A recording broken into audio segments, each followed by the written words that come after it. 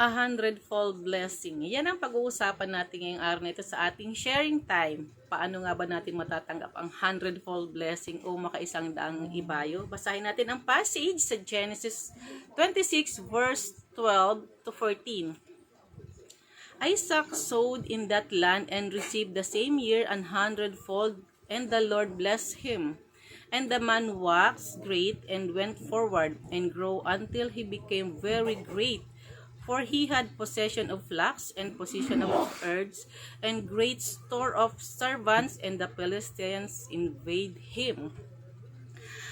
Paano natanggap ni Isaac ang pagpapala o hundredfold blessing mula sa ating Diyos? Siya ay nagtanim at siya ay nakatanggap. The law of harvest, kapag may itinanim, tayo ay may aanihin. So, nais nating pagpalain tayo ng hundredfold o makaisang dagibayo.